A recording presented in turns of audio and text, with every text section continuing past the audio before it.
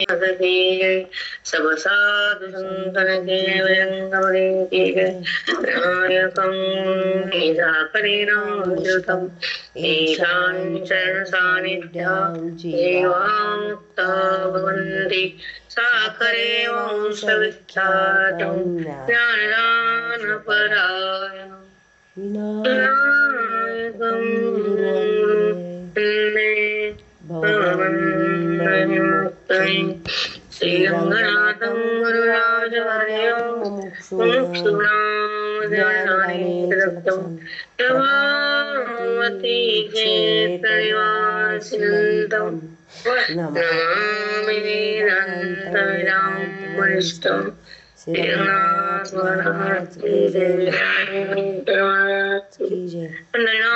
भगवान की जय, सब साधु संतन की जय, बजरंगबली की जय। श्री गुरुनाथ सद्गुरुनाथ मिया पदानियापदात् श्री गुरुनाथ सद्गुरुनाथ मिया पदानियापदात्।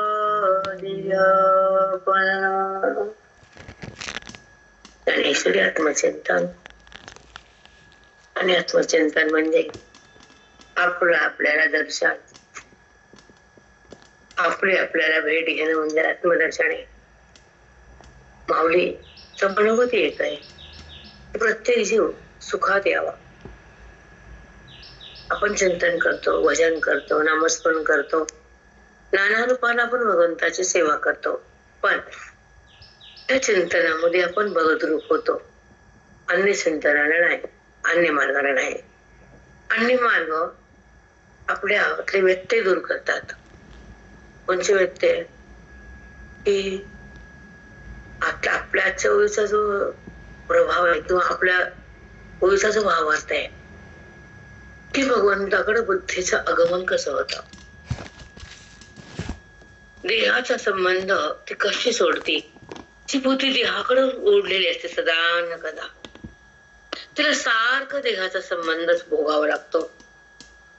आजचा टप्पा फार सखोल आहे आणि थोडा अवघड आहे. का अवघड आहे? तर आजच्या विषयात माऊली ज्ञानोबारायाने ध्यान आणि योगाची प्रक्रियेच्या द्वारे ती बुद्धी कशी सार्थक ठरते आणि परिपूर्ण होते. मला जे आता बोलले की आपण 10-20 मिनिटं काढलं पाहिजे, रोज योग लावला पाहिजे.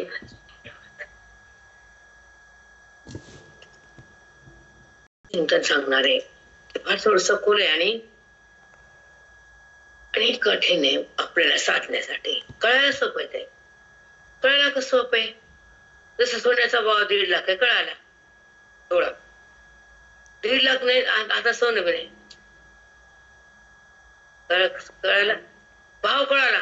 सोनं हातात आहे का? सोनं हातात यायला 1.5 लाख पाहिजे. तसं तो कळायला अधिकार पाहिजे. अधिकारयुक्त अंतःकरण. अधिकारयुक्त अंतःकरण म्हणजे संपूर्ण प्रक्रिया, योग, साधना, श्रवण, गुरुसेवा आणि पुण्य अघटित या देहातूनच परमेश्वराला प्राप्त करायचं. त्या श्वासातूनच त्याला शोधायचं. श्वास संपेपर्यंत काय शोधायचं? आपल्या मुक्तीसाठी आपण जगतो का आपण कुणासाठी जगतो हे पर्यंत कळावं लागतं प्रत्येक साधकाला. मी संसारी म्हणत नाही, संसारी तर येऊ शकत नाही, त्याची टापच नाही द्यायची. कसं येईल तो? ज्याचं पुण्य अघटित असतं, ज्याला अज्ञान सोडायचं असतं, ज्याला जन्ममरणातून बाहेर यायचं थांबवायचं असतं, ज्याला आपल्या महिमेत रमायचं असतं. आपली महिमा म्हणजे आपलं स्वरूप प्रगट करणं आणि त्या आनंदामध्ये बुद्धीनं आगमन होणं आणि आत्मारामात दर्शन घेऊन ऐक्याचा अनुभव घेणं, देहाचा संबंध बंद करून वृत्तीनं राम होणं आणि त्या रामापाशी तिनं रममान होणं. राम रामेति रमेति, रमे राम मनोरमे. तेव्हा ते रामापाशी मन रमलं. कारण राम नामाच्या सुरुवातीपासून राम कळून तिथं रमणं हे ज्ञान आहे. कळत नाही काही लोकांना कोणता मार्ग कुठून येतो. आठो कुठपर्यंत बस स्टँड पर्यंत आहे ना, दिल्ली पर्यंत आहे. दिल्लीला विमान आहे, पण ऑटो साधन तिथं विमानतळावर नेऊन सोडते. त्याला वाटतं ऑटोच चालते आमच्या दिल्लीपर्यंत. हे अशी समजते ना आपली. म्हणजे ज्या साधनेवर आपण आहोत ती साधना छान आहे, पुढचं काही माहित नाही, पुढच्याकडे जायचं नाही, म्हणजे संसारी साधक होत नाहीत. साधक म्हणजे साध्य प्राप्ती करणं, साधक म्हणजे अज्ञान पुसून टाकणं, साधक म्हणजे ज्ञानाची साधना की आपण आयुष्यात याचा अभ्यास करणं. बुद्धीला ज्ञान साधनेवर आरूढ करणं तो साधक आहे. संसार आरूढ होणं हा संसारी आहे. विषय प्राप्त करणं आणि संसाराचा भोग घेणं आणि खोट्या पदार्थात रमणं तो संसारी. पण का कळत नाही लोकांना माहित नाही, त्याचा विषय इथं नाही. काही ठिकाणी माऊलीने सांगितलं त्यांच्या सदिरेनं जावे, त्यांच्याशी संभाषण न करावे. शब्द त्यांचेच, माझे नाही. त्यांचे मुख न पाहावे. ही भाषा बोलता येत नाही कारण तिथे जावं लागतं. काही काही ठिकाणी त्यांना माझं म्हणावं लागतं, खोटं खोटं बोलावं लागतं. नाही का बोलायला. तसं संसारी लोकांपासून जेव्हा त्यांचं पूर्वजन्माचं पुण्य किंवा ह्या जन्माचं पुण्य ते करत असतील बिचारे, तर त्या पुण्याच्या प्रभावाने साधकता तयार होती आणि श्रवणाला सुरुवात होती, संतांची भेट होती आणि ग्रंथ भेद होतो आणि अज्ञान संपवण्याचा काळ येतो. श्रवणाच्या माध्यमातून साधक भगवंताला ओळखण्यासाठी अपार कष्ट करतो. जसे संसार लोक पैसे कमवण्यासाठी अपार कष्ट करतात, हाडं मोडून घेतात. हो, कारण कष्ट करून करून शरीर क्षीण होत ना, होत नाही का? हाताला काय येतं खापर. पण तसं ह्या साधनेवर परमार्थाच्या, श्रवणाच्या, भगवंताच्या प्राप्तीच्या आणि वेदाच्या स्थितीला आपलं अंतःकरण योग्य आहे की नाही? अयोग्य आहे.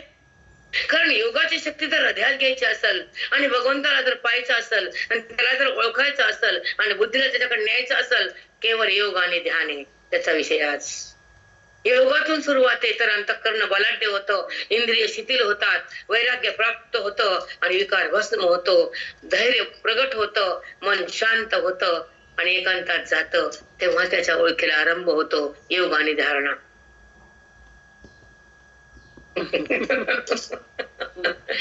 काल एवढं तुम्ही मला रात्री अभ्यास केला, कशाला उठलात? दोघांचा संबंध कसा आहे, दोघांचा त्याला निरोध कसा करायचा, सुषुम्ना नाडी कशी स्थिर करायची, एका चक्राचं भेदन कसं करायचं, ह्याच्यावर तुम्हाला मी कसं बोलावं सांगा बरं. काय सांगू काय तुम्हाला? म्हणजे प्राणायाम नाहीच ना तुमच्याकडे, ध्यानधारणा नाही, प्राणायाम नाही, योग नाही, भगवंतासाठी वेळ नाही, लाल बटन दाबलं की धन्य झालं म्हणतात. बरोबर आहे का? आज मला भीती होती म्हणून उठले तुमच्या सकाळी, जास्ती होते म्हणून होते का नाही? तसा धास आहे का तुम्हाला? भीती आहे का? नाही. ती बाई अभ्यास केला का बघत नाही, लोळून पोचायची, देह पडला कधी पडत तरी आपली तयारी असावी, आपल्या कार्यसिद्धी व्हावी आणि त्या ठिकाणी त्या आत्मारामाची ओळख होऊन बुद्धी तिथे एकरूप व्हावी. देह कधी पडत, त्याची ओळख झाली, देह वाजला गेला, मेला का हाय का संपला, करायचं काय आम्हाला? जेव्हा ज्ञानसिद्धी प्रगट झाली, अज्ञान संपून गेलं, देह बाजूला गेला, खोटा ठरला, वृत्तीने तिला देहाला सोडून दिलं, काय संबंध त्याचा? आहे का नाही का, गेला का, कोण बघतंय त्याला? शेजारच्या घरामध्ये काय चाललं, काय तुम्हाला करायचं? आवाज आला तर तुम्हाला दार बंद करावे, आवाज ऐकू वाटणं, भांडण. बरोबर आहे ना? तसं शेजारी बनतो देह बुद्धीला, तो माझा नाही आणि ते मी नाही, त्याचा संबंध करायचा नाही आणि वृत्ती तिथे जात नाही. हे योगामुळे, योगामुळे असं बेटा की तुम्हाला आताच बोलले मी की खूप वर्ष मी योग केला, पण आता सध्या तो बंद झाला. कट का? चांगले योग 1400 वर्ष राहिले. चांगदेवाला होता का शुगर बीपी? होता का?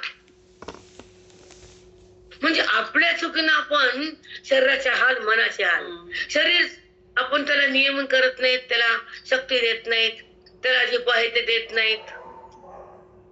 आता आमच्याकडं जिथं मी पाठ घेते अमृत अनुभव, तिथं चैत्र महिन्यात 9 दिवस लिंबाचा रस म्हणजे गिलास गिलास प्यावर तुम्ही, त्यांना वर्षभर बिमारशी होत नाही.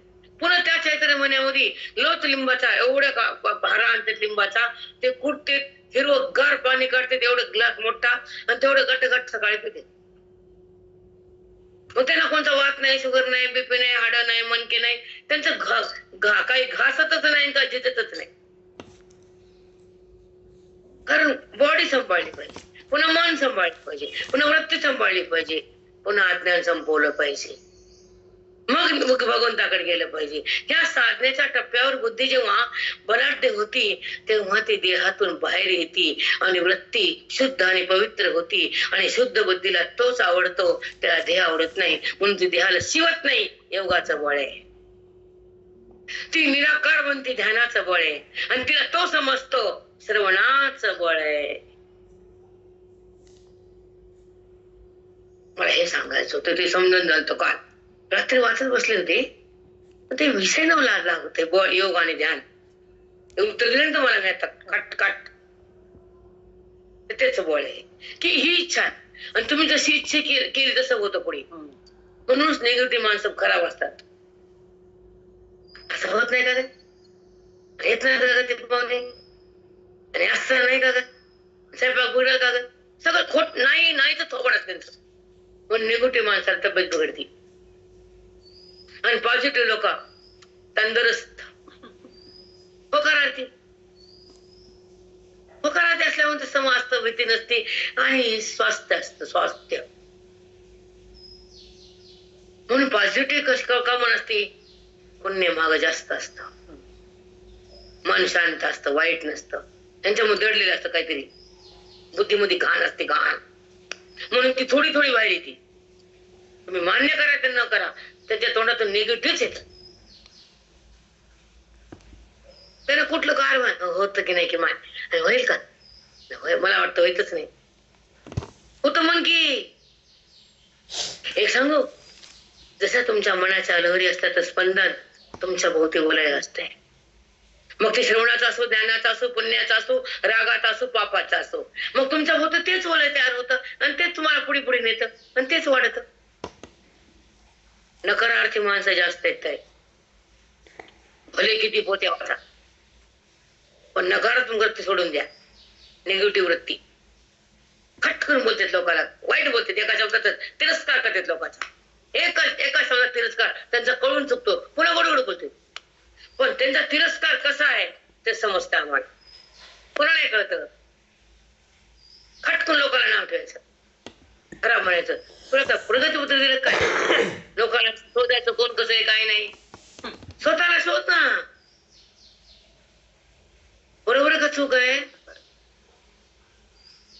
म्हणून तिरस्कार आणि द्वेष आणि निगेटिव्ह मधला पहिला पॉइंट आहे.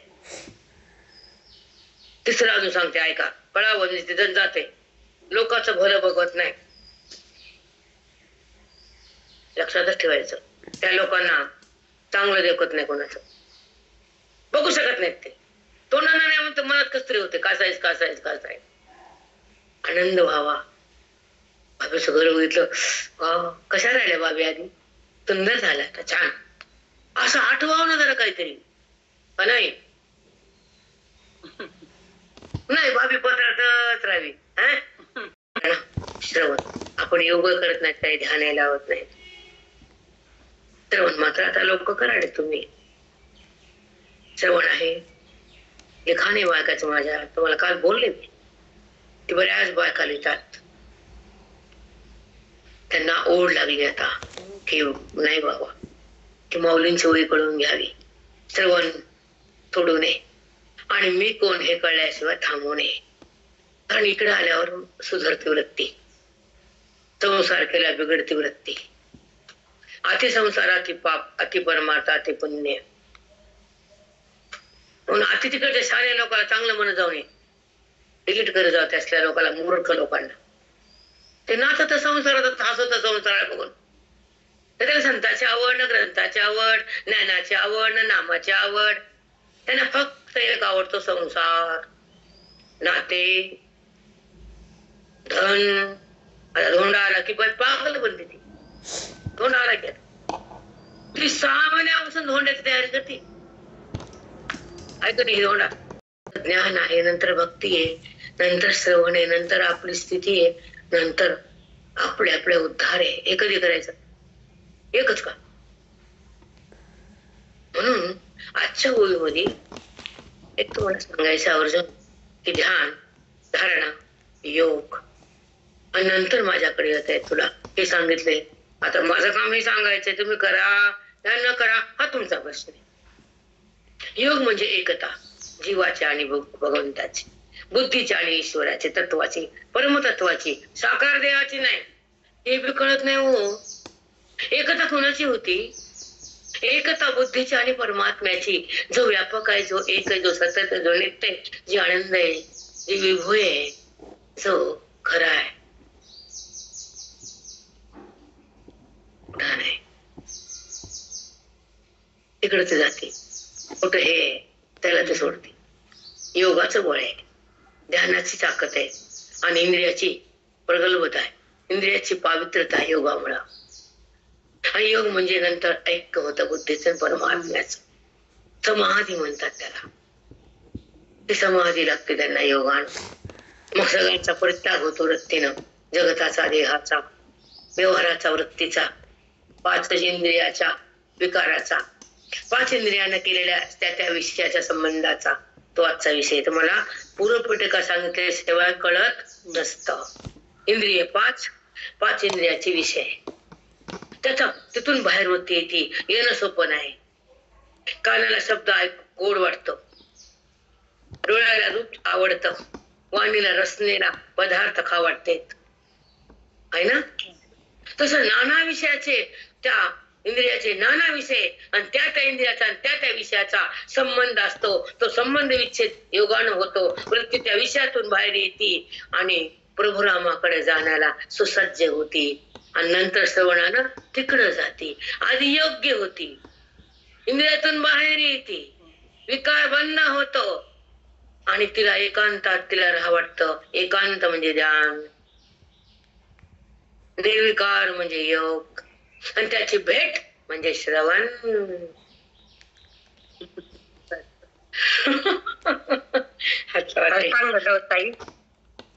हे आपण कमी पडतो. तुमच्यावर वर्चस्व करतो आणि त्या इंद्रियातून मन बाहेर येतं आणि त्या नामाच्या शक्तीतून ते पावन होतं आणि ती मळ कधी पडली आणि कधी ते नाम सतत सुरू झालं कळत नाही आणि बंद झालं ते बी कळत नाही. त्याला म्हणते जप जाप्य. हे पाहिजे जप. साष्टांग दंडवत, कोटी कोटी साष्टांग. नोकरी म्हणून जप. ते देवासाठी जप आहे का? तुझ्या मुक्तीसाठी जप आहे का? ते काहीतरी म्हणा म्हणून जप. अरे देवा, जगाला वाटतं काय भाविक आहे की किती पापी आहे की नाही. लोकांना वाटतं महाली जप करते आणि मागते की मागते की नाही. म्हणून रामकृष्ण हरीला मध्ये मागणंच नाही. काय मागणं नाही. म्हणून उघडा मंत्र जाणार रामकृष्ण हरी म्हणा. चला आपलं सांगायचं झालं आता होऊया, कारण त्याची भीती व्हायला पाहिजे. आणि वेळ तसं ध्यान लागतं भगवंताला कडे बुद्धीला जाण्यासाठी. लावतो ध्यान कुणी? लावतो योग. अहो श्वास घेता येत नाही बाळाला नाकातून. योग कुठं लागतंय? लाव त्याला. आता तुम्हाला मी मला माझ्यासारखा ओंकार करा नाही जमत तुम्हाला? नाहीये, कारण त्या इंद्रियावरती वळणच नाही ना. श्वास आत कसा घ्यायचा, तिथे रोखायचा कसा आणि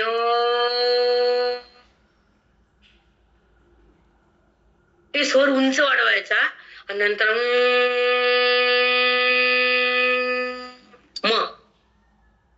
म मध्ये मेंदू प्रगल्भ होतो. ओ मध्ये हृदय हार्ट मजबूत होत. आपल्यासाठीच आहे ते.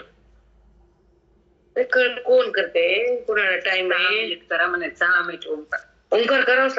अधिकार म्हणतात ह्यालाच म्हणतात. एक एक पद गाठायचं. आता आजच्या ओव्या ज्या आहेत योग धारणा मॅडम मोठा आणि अध्याय 18वा 1010 मध्ये मौली काय बोलतात आणि काय सांगतात.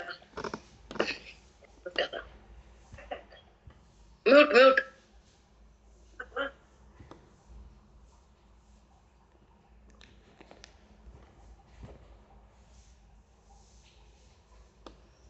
तो जेणे क्रमे ब्रह्म,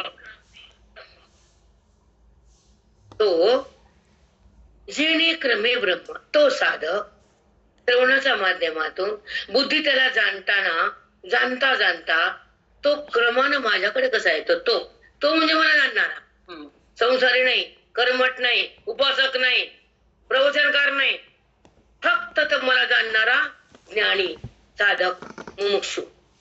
त्याचं नाव तो जेणे क्रमे ब्रह्म, तो माझ्या स्वरूपाकडे कसा येतो. होणे करिगा सुगम, त्याला सहज माझ्याकडे येतो. कशामुळे सुगम होतो माझ्याकडे यायला. योगामुळं. ते होणे करिगा सुगम, त्याला सहज माझ्याकडे येण्यासाठी काय करावं लागतं. होणे करिगा, तो काय करतो. योग आणि ध्यान आणि धारणा त्याच्याद्वारे माझ्याकडे येऊ शकतो. ऐका, करिगा सुगम शब्दात बघा ना कशी शक्ती आहे. तो काय करतो. सुगम म्हणजे सहज माझ्याकडे येता येतं. तर तो सांगतो तो काय करतो तो, आणि क्रमाक्रमाकडे माझ्याकडे येतो आणि तो मला प्राप्त होतो. हे पण तुला मी ज्ञान देतो. होणे करिगा सुगम. अभि माऊली तुम्हाला सगळं देते बेटा, पण आपल्याला घेता येत नाही. आपल्याला घेता येत नाही राजा, म्हणून आपण चुकतो. हे आपल्याला चूक आपली कळावी. होणे करिगा सुगम, मला ब्रह्मरूप करण्यासाठी काय करावं लागतं हे त्याला माहित असतं. म्हणून ब्रह्मरूप होण्यासाठी सुगम रस्ता जो आहे ध्यानाचा आणि योगाचा, त्या मार्गातून तो अवलंबन करतो आणि त्या बुद्धीला योगाच्या द्वारे परिपक्व करतो, स्थिर करतो आणि ज्ञानामुळे समाधीकडे जातो. योगानं 6 चक्राचं भेदन करतो आणि बुद्धीला ब्रह्मरंध्रा सहस्त्रधारामध्ये आणून ठेवतो. तिथं मी असतो. खूप सुंदर आहे ताई, खूप छान आहे. पण आपण न कळता बसल्यामध्ये ज्ञानेश्वरीची गोडी लागत नाही. आपल्याला त्याची चव नाही येत, म्हणजे अनुभव नाही येत. चव म्हणजे त्याचा पदार्थ कळला, एक घास खाल्ला की खाणारी म्हणती ओ ताई छान झालं. तसं तो कळाला की मन म्हणतं राम झालो. हे छान झालं मन, राम झालं. कितीतरी जाय शिकायसारखं ह्याच्यात. खूप काही देते माऊली, खूप काही देते. तीच आई खरी आपली. तिला शरण जावं, तिलाच नतमस्तक व्हावं आणि तिच्याच बोधात एक व्हावं आणि अंतिम टप्पा बुद्धीला तिथं अर्पण करावं. हे आपलं जीवनाचं सार्थकता आहे. आपण चुकतो, इकडे तरी डगमगतो, चिंता ध्यास, त्याच्यामुळे प्रकृती बिघडते. योग जर केला तर प्रकृती बिघडतच नाही बिघडत. आम्ही सतत योगात होतो ताई. 10-12 वर्ष योग, ध्यान, व्यायाम तो पद करून घ्या ना, त्याचा उपयोग करून घ्या ना या बॉडीचा. ती जाणार आहे, काम केलं जाव करावं, काय करायचं त्याचं. बरोबर आहे ना. पण ती कळत नाही म्हणून आपण तिला आराम, तिला सुख. नारायण निघाल्या उठायचं किती पाप आहे भाभी. बुद्ध्या विशुद्धायुक्त. आता श्लोक 51-50 झाला आपला. अध्याय 18वा श्लोक 50वा 51वा. बुद्ध्या विशुद्धायुक्त धृत्यात्म्यानं यम्यच शब्दादीन् विषयान् त्यक्त्वा रागद्वेषो विरुद्धश्च.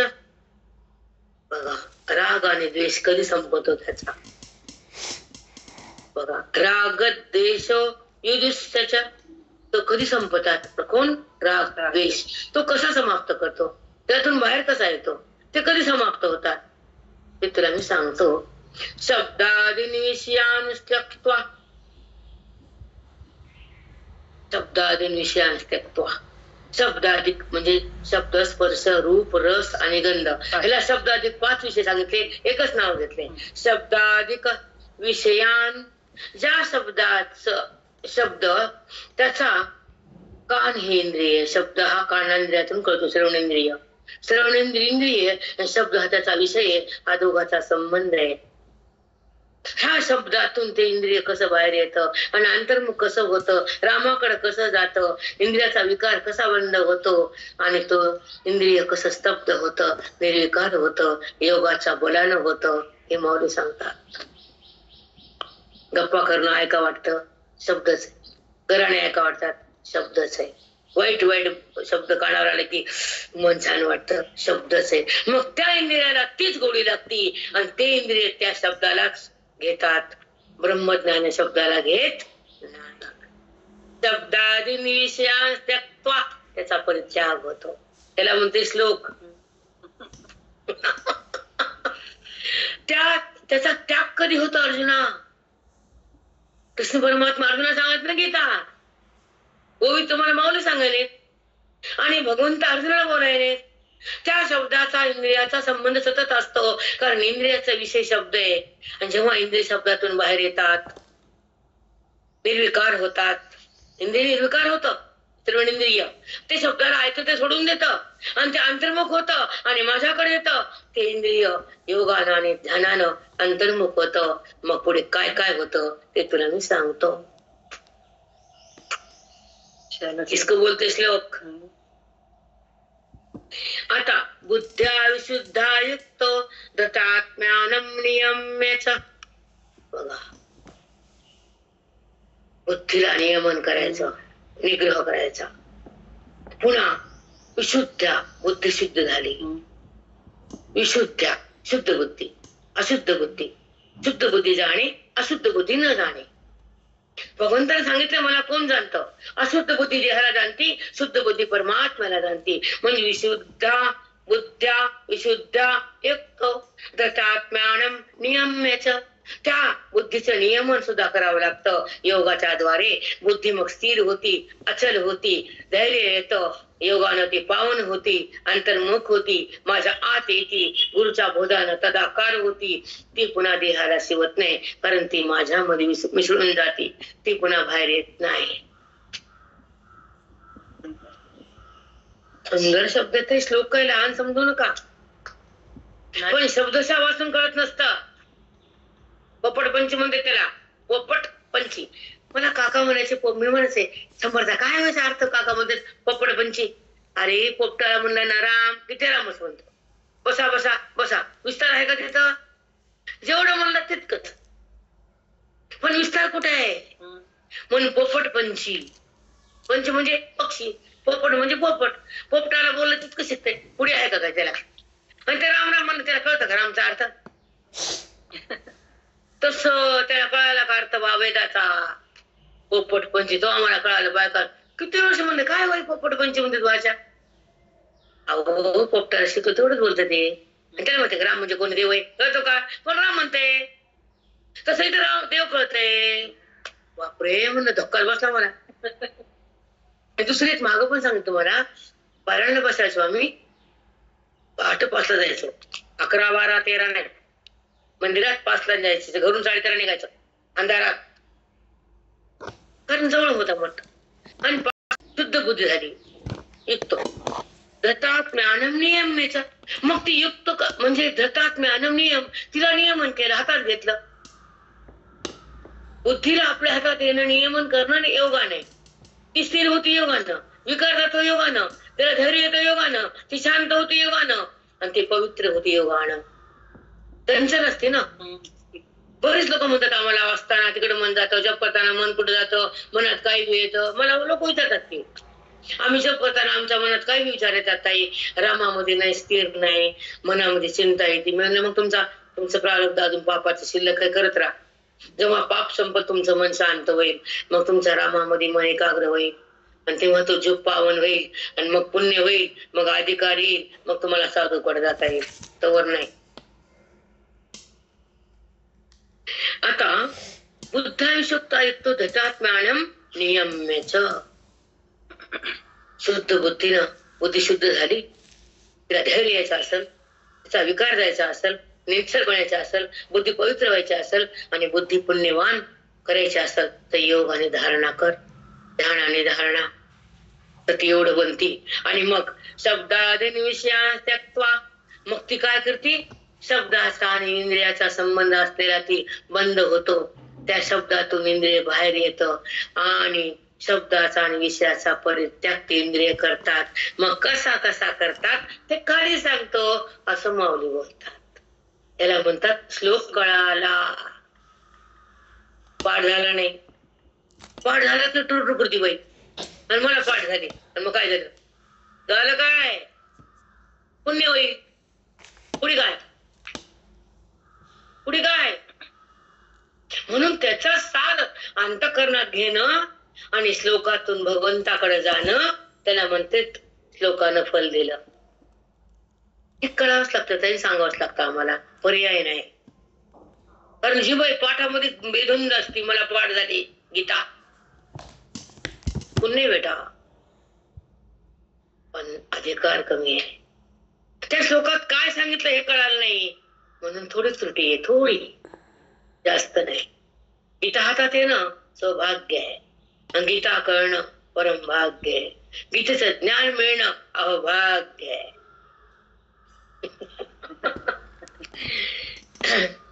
तरी गुरु दाविले या वाटा, येऊन विवेक तीर्थ तटा, धुनिया मळवटा, बुद्धीचा तेने. बुद्धीत असलेला मळ पाप नावाचा दोष, विचार सागरून सांगतात. हे मल नावाचा दोष जातो श्रवणानं. खूप सुंदर ते विचार सागर. विक्षेप आणि मल श्रवणानं जातात, आवरण गुरु काढतात.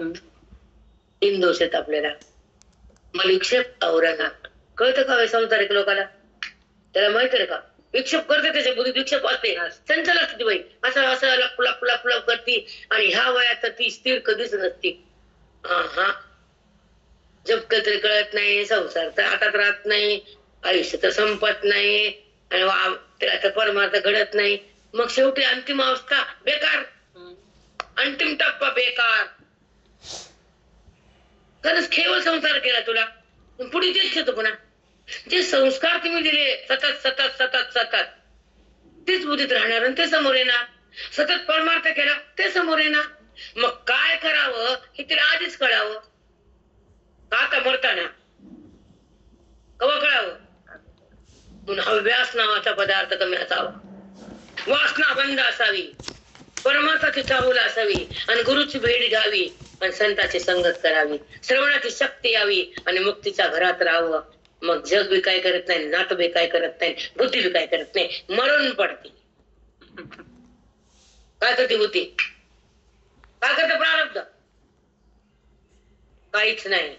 थांबत ते, पुसलं जात. हे संताचं नातं, हे वेदाचं खातं. अनुभव नाही, पाठ करून नाही. पाठ करून बोलणं वेगळं असतं, अनुभव वेगळा असतो. पण हे कळत नसतं जगाला, कारण चांगल्याची चव जगाला नसते, वाईटाचा जय जयकार. हत्तीवर मिरवणुकीची आहे की नाही. गुरु दाविले या वाटा.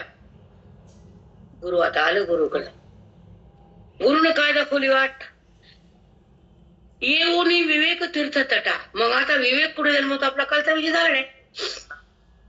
मग अशी बुद्धी वरची, शब्दादीन विषयांस त्यक्ता राग द्वेष विदुष्यचा, ती बुद्धी योगाच्या ध्यानाच्या मार्गात आली, ध्यान धारणा झाली, तर मग ती गुरुकडे आली. मग त्या गुरुनं बोधानं ती वृत्ती अंतर्मुख केली. मग अंतर्मुख वृत्ती म्हणजे विवेकाच्या तीर्थाच्या तटावर बुद्धी धुतल्या जाती, स्नान होतं, आणि तिचा पाप मल दोष निघून जातो, आणि ती विशुद्ध बुद्धी होती.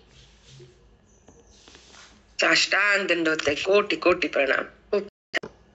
नाही बोर्ड नाही, त्याच्या हातात काही नाही, होत नाही. पण टाइम चांगला चालला, वाक्य एवढंच होतं, फक्त टाइम चांगला जातो, ह्याच्याशिवाय काय हातात येत नाही.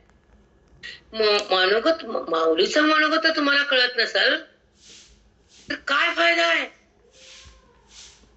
मग ती अशी बुद्धी योगातून धारणेतून तापलेली बुद्धी गुरुकड श्रवणाला आली आणि त्यांच्या बोधानं अंतर्मुख झाली. अंतर्मुख बुद्धी विवेक तयार झाला हृदयात आणि विवेकाच्या पवित्र गंगेच्या स्नानात तिनं स्नान केलं.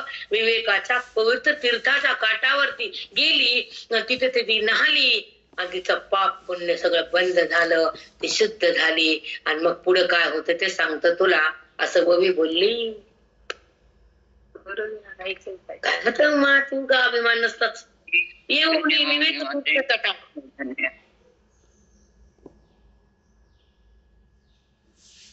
बघा गुरु दाविले या वाटा. गुरु म्हणतात जगताकडे जाऊ नको, दृश्याकडे जाऊ नको, वृत्तीला आत घे. योगांवरती अंतर्मुख होती. अंतर्मुख झाल्यानंतर विवेक उत्पन्न होतो. विवेकाच्या तीर्थावर गुरु बुद्धी न्हाल्या जाते, अंघोळ स्नान करती आणि त्या स्नानामध्ये बुद्धीचा मळ नावाचा दोष धुतला जातो आणि बुद्धी त्या दोषानं रहित होती, मन रहित होती, म्हणजे विशुद्धा. तिला विशुद्ध म्हटले आणि ती भगवंताला जाणू लागती, भगवंतापाशी पोहोचू शकती आणि शेवटी अंतिम टप्प्याला भगवंत बनती. हे आमचे श्लोक बोलतो, गीता बोलती, बाकी कोणी बोलू शकत नाही. इसका टाप नाही बोलायची गीतेशिवाय. आहे का असं बोध कुठं? विवेक तीर्थ तटा. तट म्हणजे गंगेचा काठ. मग विवेकाचे तीर्थ तयार होतात. विवेक कुठून तयार होतो? श्रवणातून होतो का दुकानात मार्केटमध्ये चला आण होतो विकत? श्रीमंताने ठेवलंच नसतं आपल्या वाट्याला. महाराज म्हणायचे मोक्ष वैराग्य जर विकत भेटलं असतं का, ते लबाड बोके तुमच्या वाट्याला घेऊच दिलं नसतं मोक्ष. बोके म्हणायचे महाराज श्रीमंताला, घुस म्हणायची घुस. कारण घुशी किती माती उकरतीला कमीच पडती, तर श्रीमंताला किती पैसा कमीच पडतो. तोंडावर म्हणायचे महाराज, तोंडावर. कीर्तन लोक समोर बसायचे. श्रीमंत म्हणजे घुस. मला बरं आम्ही उंदर येते. कारण बोलण्याचा प्रयास असतो की अति अभ्यासामध्ये आपला श्रवण परमार्थ होत नाही. एवढं त्यांचा बोल. त्यांना काय वैर आहे का श्रीमंताशी? फक्त तुम्हाला वेळ नसतो. तुम्हाला खायचं पण भान नाही, ते वेळ कुठला आला. तुमच्या पोटाला तुम्ही खात नाही, ते श्रवण कधी करणार? तो भाग वेळ असतो त्यांचा. त्यांना जन्मायचं आणि मरायचं असतं, भोगायचं असतं आणि अज्ञानात राहायचं असतं. त्यांचा विषयच एक असतो, कमावणे, साठवणे आणि पुढे जाणे आणि ते ठीक लोकाला देणे.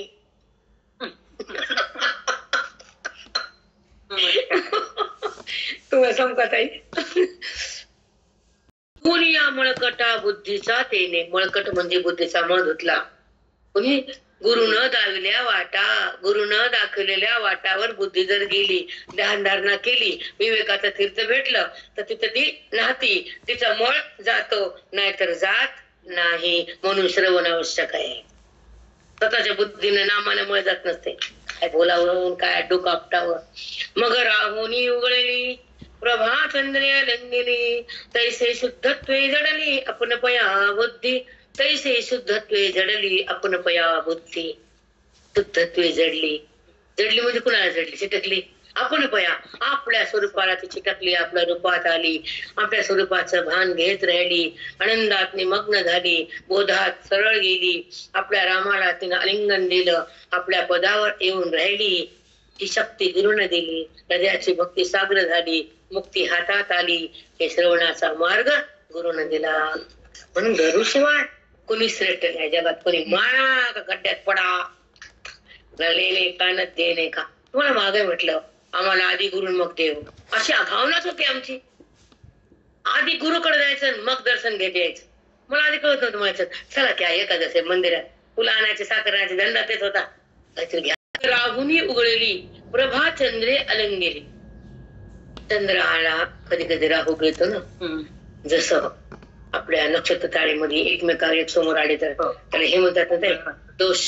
ऐका, आपल्यामध्ये नागाचा दोष काय असतो? काल सर्प. असे एकमेकाला गिळणे समोर आले ना, ते गिळते. कारण त्या राहूच जास्त शक्ती असती. चंद्र शीतल आहे ना आणि क्रूर आहे, तो त्याच्या झडप घातला, तो गिळतो, तो अंधार पडतो त्यावेळेस. हा, मग तेव्हा तो राहू त्यांना सोडलं चंद्राला, एकमेका समोर येतात. ते गिळलं म्हणजे काय, गिळून टाकत नाही. एकमेका समंतर आले की ते त्याच्या प्रभाव त्याच्यावर पडते. तसं कुंडलीमध्ये एकमेकासमोर काय काल सर्प तुम्ही सगळे शिकले, पण सगळे विसरलं. त्याच्यामध्ये 2 ग्रह एकमेकांना त्या दोष कालसर्प असतो आणि त्याच्यामध्ये मग लग्न जमत नाही, घरात पैसा टिकत नाही किंवा भांडणं होतात, त्याचे नाना दोष आहेत. मग ते कालसर्प दोष करण्यासाठी काय शांती करा, बामणाकडे जा, मातेकडे दगड करा, काय काय करायचं करा. तसं हे चंद्राला राहून उघडले, गिळलं आणि पुन्हा सोडून दिलं. मग जेव्हा गिळलं तेव्हा चंद्राची प्रभा सूर्यप्रकाश थांबला आणि सोडलं तेव्हा चंद्राच्या प्रकाशाने चंद्राला आलिंगन दिलं. तसं अज्ञान सोडल्यावर आपल्या बुद्धीनं आपल्याला आलिंगन दिलं. आपल्याला अज्ञानाने गिळलं आणि त्या चंद्राला राहून गिळलं. राहूने गेला चंद्राची प्रभा थांबली आणि अज्ञानाने गिळायला आपली स्वरूपाची स्थिती थांबली. त्याच्यात अवघड काय मला काय कळून जातो काय सांगा आता बायांना बाप्पा म्हणलं पटकन कळत नाही ना. आता ऐका आपण ऐका. मग राहुनी उघडलं म्हणजे गिळलेलं सोडून दिलं कुणाला चंद्राला. प्रभा चंद्रे अलिंगिली, चंद्राचे किरण बंद ते चंद्राच्या किरणाला चंद्राला आलिंगन दिलं. तसं अज्ञानानं आम्हाला बुद्धीला गिळलं होतं म्हणून आम्हाला आमच्या स्वरूपाची प्रतीती नव्हती किंवा स्वरूपाचं सौख्य आम्हाला लाभत नव्हतं. पण त्यानं आपल्याला सोडून दिलं. कुणी बघा ऐका पुढचे शब्द खूप सुंदर आहेत. तैसे शुद्धत्व जडली आपण पया बुद्धी, त्या विवेकाच्या तीर्थतटावर बुद्धी शुद्ध झाली, मळ गेला तर त्या बुद्धीला आपलं स्वरूप कळण्याला मदत झाली आणि तीच आपल्या स्वरूपाला जाणू लागली आणि जाणता जाणता ती आपल्या त्या बुद्धी परमात्म्यामध्ये विलीन झाली. शुद्ध तीर्थतटा. काय सुंदर शब्द बघा. आपण पया बुद्धी कळत का माती कळत असतं का हे शब्द कळत काय खाली अर्थ वाचवायचं. मी वाचलं मी सगळं केलं माती केलं पर्याय आहे पण पूर्ण गुरुस्व कळत नसतं. आपण पया बुद्धी चांडोनी कुळे दोणी प्रियासी अनुसरे कामिनी दत्त त्यागे स्वचिंतनी पडणी तैसी. सांडोनी कुळे दोणी सासरचे माणसे सोडले आले ना घरात आणि माहेर तर टाकलंच.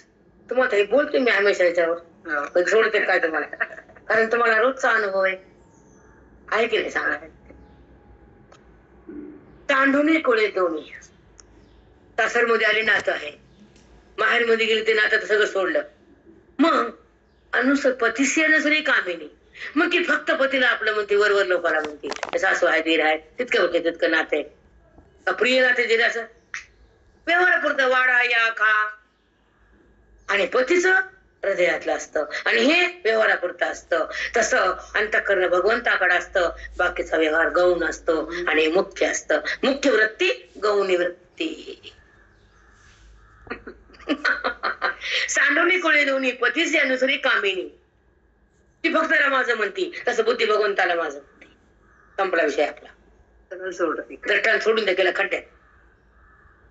तशी बुद्धी त्या भगवंताला प्रिय असती तिथेच रमती. पत्नी पतीचीच रमती. कसे जरायची ती पत्नी का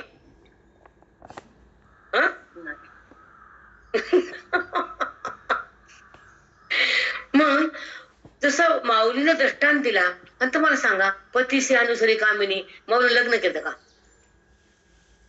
का सांगितलं सर्वज्ञ. हरिओम. 16 वर्ष गेली. काय अनुभव त्यांना. मग का म्हणून लिहिलं महाराज हमेशा सांगायचे आणि गुरुजी पण त्यांना बोलायचे म्हणे की तुम्हाला हे अनुभव आहे मग तुम्हाला हीच भाषा कळते म्हणून दृष्टांत संसारात दिले तर तुमच्या बुधाड्यामुळे या घाणेरड्या मनामुळे. कारण ती बुद्धी तिला अनुभव आहे जन्मजन्मीचा. प्रत्येक जन्मामध्ये पती पत्नी प्रजन्मात लेकर आहे, त्या वासना आहे, व्यवहार आहे, विषय आहे, भोग आहे, दुसरं काहीच नाही. पण ह्या जन्मामध्ये वासनेचा परित्याग आहे, भोगाला समाप्ती आहे, अज्ञानाची निवृत्ती आहे, परमात्म्याची प्राप्ती आहे आणि मोक्षाची स्थिती आहे. म्हणून तुम्हाला हे सांगावं लागतं.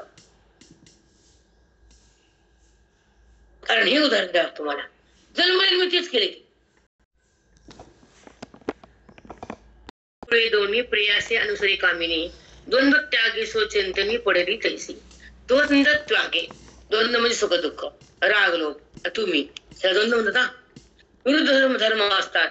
बुद्धी कवा तिकडं कधी इकडं, कधी सुखात कधी दुःखात, कधी तू मध्ये कधी मी मध्ये, कधी रागात कधी लोभात, कधी देहात कधी जगतात, पण भगवंतात नाही. ह्याला म्हणायचं द्वंद्व त्यागे. द्वंद्व त्यागे स्वचिंतनी पडली तैसी. मग स्वचिंतनात बुद्धी एकांतात येते, स्वचिंतनात पण चिंतनात एक ग्रुप होती. ते द्वंद्वात राहत नाही, न सुखात दुःखात, न देहात न जगात, न तुझ्यात किंवा माझ्यात. त्याला म्हणतात द्वंद्व त्यागे.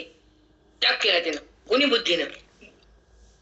आणि स्वचिंतनी पडली तैसी. मग ती कुठे पडली बुद्धी? स्वचिंतनात. मग स्वचिंतनात बुद्धी करत आत्मचिंतनात राहत असताना तिला व्यवहार बाधा करत नाही आणि व्यवहार आज जात नाही, व्यवहारात विकार होत नाही आणि तिचा अज्ञान शिल्लक राहत नाही. म्हणून द्वंद्व त्यागी चिंतनी पडली तैसी. मग ती कुणात पडली? चिंतनात. माझ्या प्राप्तीसाठी बुद्धी चिंतन करते आणि चिंतन करता करता चिन्मय होती. ही ज्ञानाची रीती. एवढीच फले किती म्हणजे सूक्ष्म किती सांगितले बघा ना.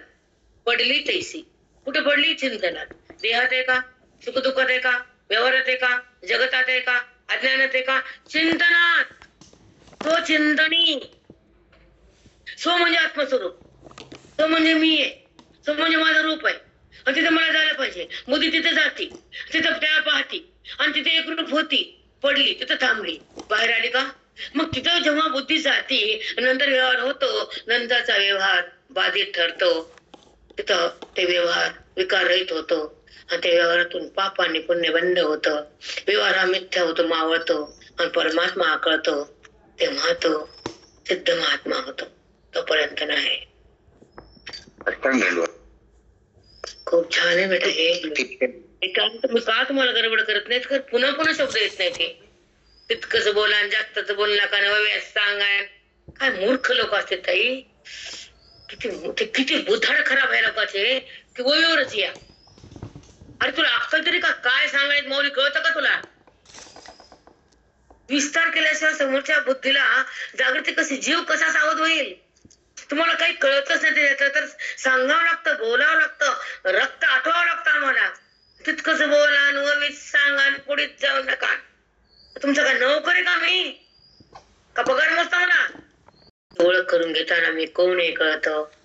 तिथंच ती थांबते. पडली मी पाण्यात पडलं तर पाण्यात आहे का बाहेर आहे? तिथंच आहे. वर्णात मीठ पडलं बाहेर आहे का? येतं कोणा बाहेर मीठ? तसं बुद्धी बाहेर येत नाही कोणा. स्वचिंतनी पडली तैसी. आणि सांगावं लागतं काही पर्याय नाही. मला कोणाला आवडो या न आवडो, माझा स्वभाव. आणि ज्ञानास ऐसे जीवार. खूप सुंदर आहे. मी 10 घेणार या. आता स्टॉप घेत नाही, सांगते पाठ. ज्ञानायसे जीवार नेवो नेवो निरंतर इंद्रिय केले थोर शब्दाधिक जे. ज्ञानासारखा जिव्हाळा, सुंदर प्रेम. जिव्हाळा म्हणजे एक इतकं एकमेकाशी अटॅच म्हणून त्यांचं दगलीच होतो. झाले जीव एकमेकीत आहे ना. मग त्या भगवंताचा बुद्धीनं चिंतनाच्या द्वारे जिव्हाळा लागला आणि बुद्धी तिकडेच चालली आणि त्याचं सुख घ्यायली. ज्ञानायसे जीवार ते सोडलं आणि शब्दाच्या विषयाकडे मन येडलं. आणि शब्दाचं सुख, स्पर्शाचं सुख, पंचविषयाचं सुख भोगायली. मग एवढं सुख सुंदर आहे आत आहे, बिना विषयाचे, बिना पैशाचे, बिना कष्टाचे, सहज आहे. हे ज्ञानासारख्या वस्तूला बाहेर सोडून दिलं, बुद्धीने कट केलं आणि ती शब्द स्पर्श रूप रस गंध भोगण्यामध्ये त्याचं बलाढ्य केलं. त्या विषयाला तिनं तो थंड करून तिथं धावली आणि त्या विषयाचा उदो करून तिथं धावत गेली आणि शेवटी दुःख भोगावं लागलं. तिच्या हातात मिळाला नाही. ज्ञानायसे जीवार. त्याला मी मिळालो नाही कारण 5 विषयाचं तो तांड त्या बुद्धीनं माजवलं आणि ती बुद्धी तिथं जाऊन तिथं तिनं भंडारा केला त्या विषयाचा आणि त्या भोगातच ती रमली. देही पडला तर ती लिंग देतचाच राहिला. इंद्रियाचा आणि विषयाचा घेणारा संबंध, कर्मेंद्रिय, ज्ञानेंद्रिय, मन आणि बुद्धी ह्याचा सांगडा एक झाला. पंचप्राण, पंच ज्ञानेंद्रिय आणि बाकीचे जे आहेत 5 विषय त्यांचे ते एकत्र येतात आणि तो जुगाड खाली फिरतो आणि ते पिंडाचा खायला येतो. किती खाण येत आहे तरी कळत नाही बायांना. हे लिंग देहाचा नाद कुणी केला? नाश आत्मज्ञानानं. तुम्हाला मी गाणं म्हणून दाखवलं माग. ताल माझे भेटू तुम्ही आम्ही भेटू, 5 गोते 3 वाचवे. स्थूल दे सूक्ष्म दे कारण नाही. 5 गोते म्हणजे पंचभूत. त्यावर निजले होते राम रूप ऐक्य झाले, खाटले पडले रीते. ह्या देहावर भूतीने बुद्धी ती भगवंताकडे गेली. हे काटलं, रीत पडलं. बुद्धी त्याच्यामध्ये जाऊन झोपली, आनंदामध्ये व्यापली, सुखामध्ये भिजली. भगवंतात एक झाली. त्या खाटल्याचा आहे का आठवण तिला आहे का संबंध? कर्मणेन धर्मणेन नेन आम्ही काही ज्ञानदेव म्हणे आम्हा जाणे नाही.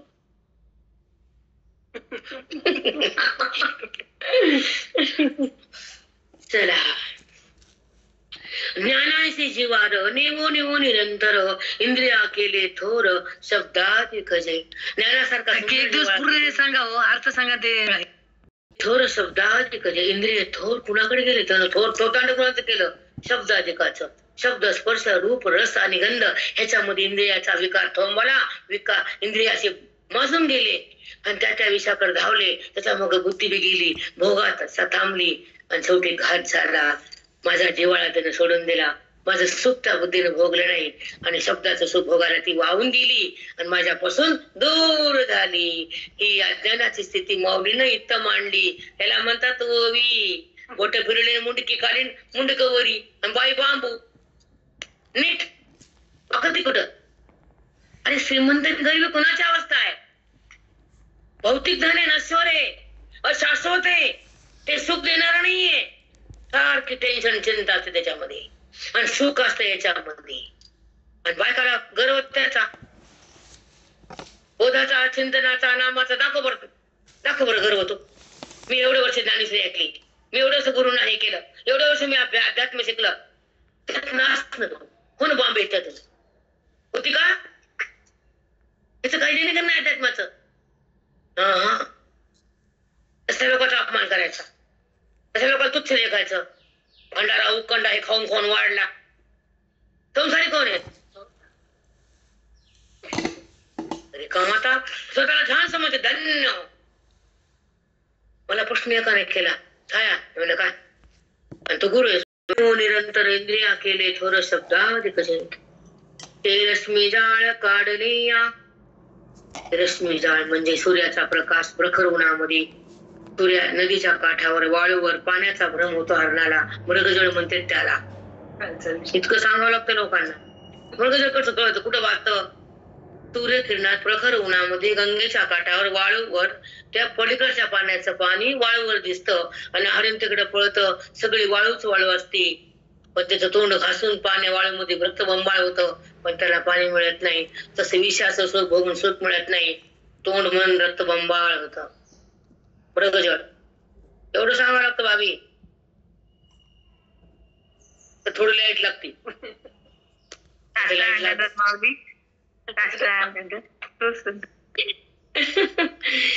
ते रश्मी जाळ काढले या. रश्मी जाळ म्हणजे मृगजळ, सूर्याच्या किरणानं भासलेलं मुखर भूमीवर पाण्याचा भास. मृगजळ जायला या. रश्मी जाळ काढले या, मृगजळ जायला या. सूर्याची किरण सूर्याने काढून घेतले तर त्या मृग पाण्याचा आवाज होईल का? हरण पळेल का? तसं इंद्रियाकडे धावणाऱ्या वृत्तीला ज्ञानानं बाजूला काढल्यावर संतानं त्या वृत्ती त्या विषयाला भोगतील का? विषयाचा इच्छा होईल का? विषयात सुख वाटेल का? आणि वृत्ती तिकडं जाईल का?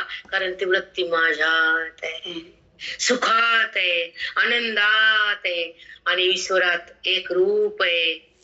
सूर्याने मृगजळ काढले या, रश्मी काढली या. किती भावार्थ आहे? सूर्याची किरण सूर्याने काढून घेतले तर मृगजळ भासत नाही, हरणाला पाणी वाटत नाही. तसं ह्या योगाच्या ध्यानाच्या ज्ञानाच्या शक्तीनं वृत्तीच्या इंद्रियातून बाहेर काढली गाली तर ते विषयाचा आणि त्या वृत्तीचा संबंध होईल. ही वासना राहील का? विषयात सुख वाटेल का? वृत्ती माझ्यातून बाहेर निघल का? पंचविषयातून बाहेर येण्याची स्थिती सांगितली आहे. पंचविषयातून वृत्ती बाहेर माघारी येते आणि माझ्या स्थित होती, एकरूप होती, आनंदाचा भोग घेती, तिथं तृप्त होती, तिथं मुक्त होती, तिथं लिप्त होती, तिथं लीन होती, पुन्हा बाहेर जात नाही. काय सुंदर आहे ताई. ओवी काय बघा.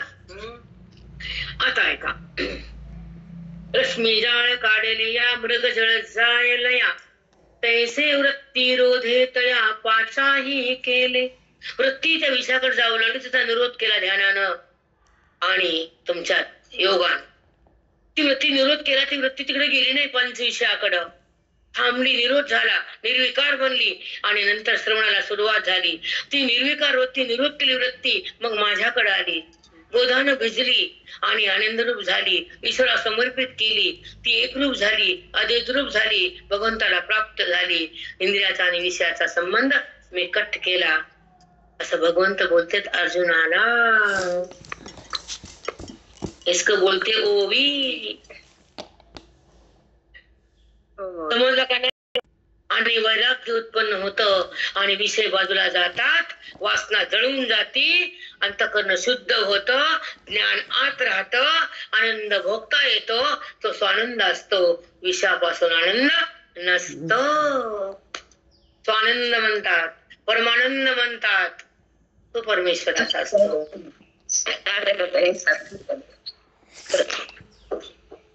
आता ऐका, इंद्रिय विषयी 5 आहे के 5 वृत्त्या 5 विषय ठिकाणी होतात आहे. 5ही केले, 5 इंद्रिय 5 विषयाकडे धावून त्या भोगात होते, भगवंतात नव्हते. म्हणून बुद्धी पण ते पाहिजे हे पाहिजे म्हणून बुद्धी पण तिकडे होती, वृत्ती पण तिकडे होती, अंतःकरण तिकडे होतं, माझ्यात कोण होतं. म्हणून हे 5 विषयाचा, इंद्रियाचा आणि बुद्धीचा मी वियोग केला आणि माझा संयोग केला. बोध म्हणते त्याला, वेद म्हणते त्याला, श्रवण म्हणते त्याला. साष्टांग हे सगळं गुरु करते. ताई हे ऐका वाटतं आम्हाला, बाकीचं रटप डोकंच खराब होते. मी करते युट्यूब मध्ये बघते सगळं, तर त्या पुण्यवान लोकांना ते उलटी करून बाहेर काढावं वाटतं. व म्हणा यांचं उगच खालवा यावं तर उलटी व्हा आणि ते बाहेर पडावं, पण आत राहू नये. अधमाची अण्णा तसं अज्ञान बाहेर पडावं. जाऊ दे, आदम जाऊ दे, जाऊ दे, अरे नाही आपल्याला. पापी लोकांचं अन्न खाल्यावर ते उलटी करून बाहेर काढावं वाटतं पुण्यवान लोकांना. तसं पुण्यवान लोकांना अज्ञान बाहेर काढावं वाटतं बुद्धीतलं. उदाहरण दिलं अधमाक. लय सुंदर आहे ताई. आता ऐका, नेनता अधमाची अण्णा खादरिया की जे वमना. जाणलंच नाही ते पाप त्यांचं कसं अन्न खावं, न कळता खाल्लं, ते उलटी करून बाहेर काढून टाकलं. तैसी ओकविली सवासना इंद्रिये विषयी, तैसी ओकविली सवासना इंद्रिये विषयी. म्हणजे वासना, विषय, ते संबंध आणि ते व्यवहार सगळं वकून टाकला. इंद्रियाचा, विषयाचा भोग, वृत्तीमध्ये विकार आणि त्याचा संबंध पंच विषयाचा. त्याच्यात जास्त मला बोलता येत नाही ते बेटा, बाउंड्री असते आम्हाला बोलायला.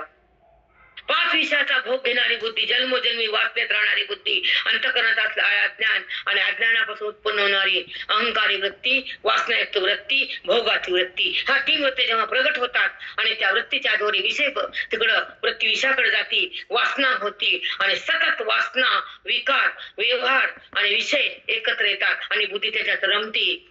हे सगळं थांबलं. निर्वासन मन म्हणतात त्याला बाबी.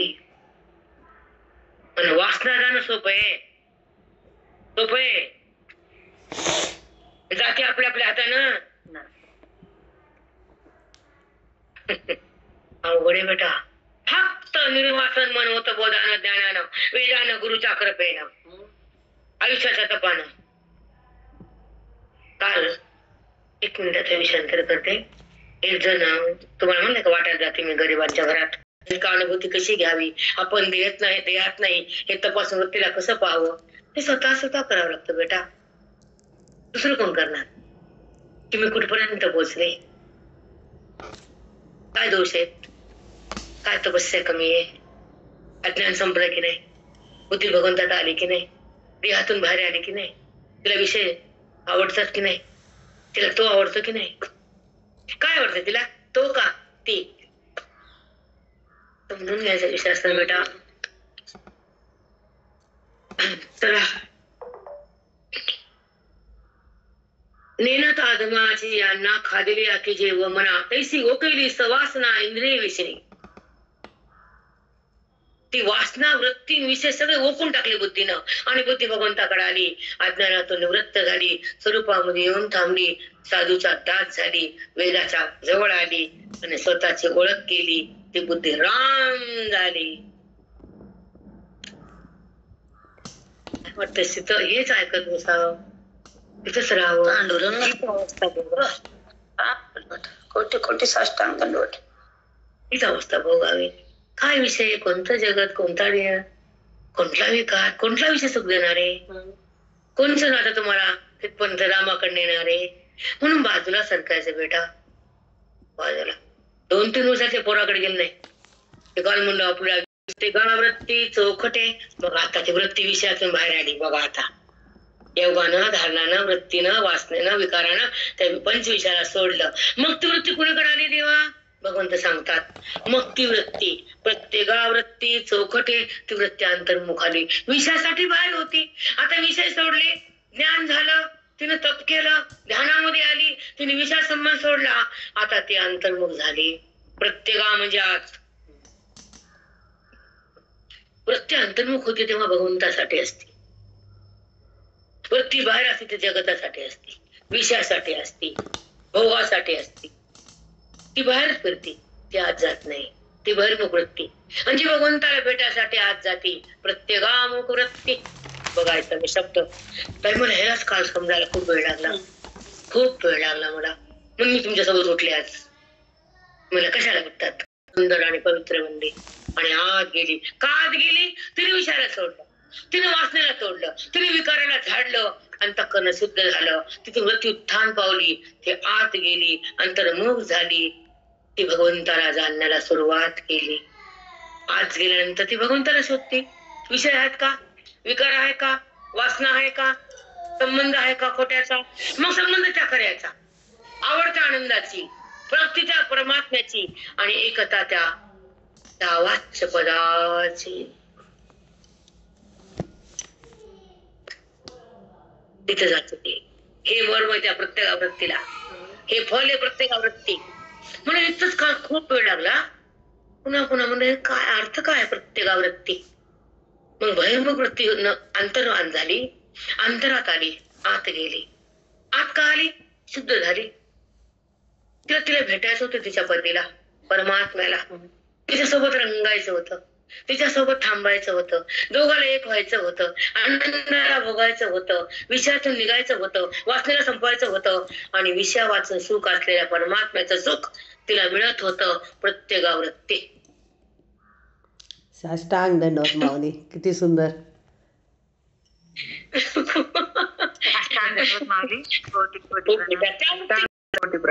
खूप छान, खूप सुखीराम.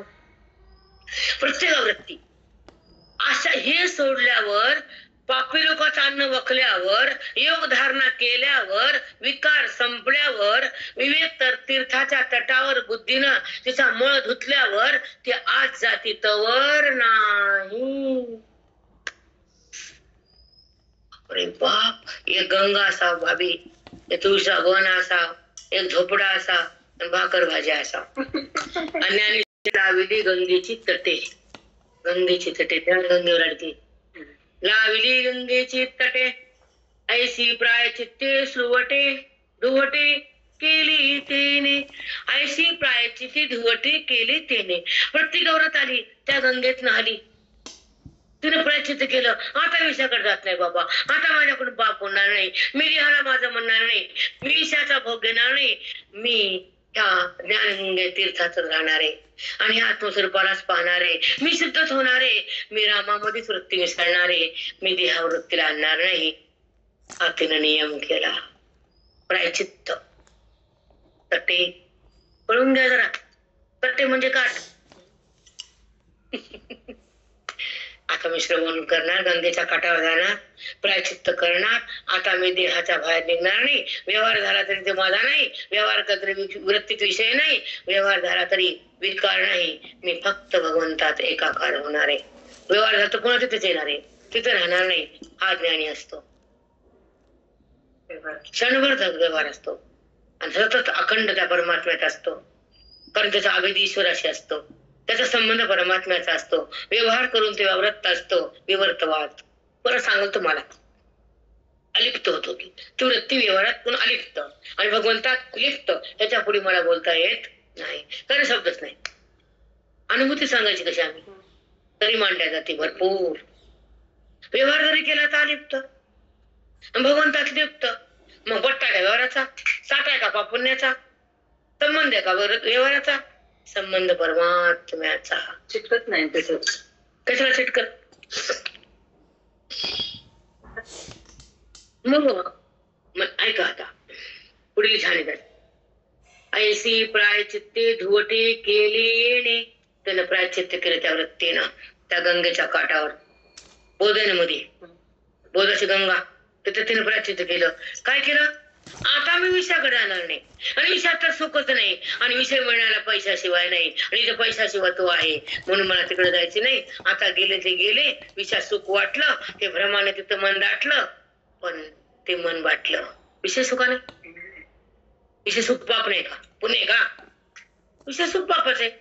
वृत्तीमध्ये विकारात ज्ञानच आहे, आणि वृत्तीचं बहिरंग हा मोहच आहे. वृत्ती आत येणं हे आत्मचिंतनच आहे. साष्टांग दंडवत माऊली. ज्ञानदेव टाइम कळायला बरं का.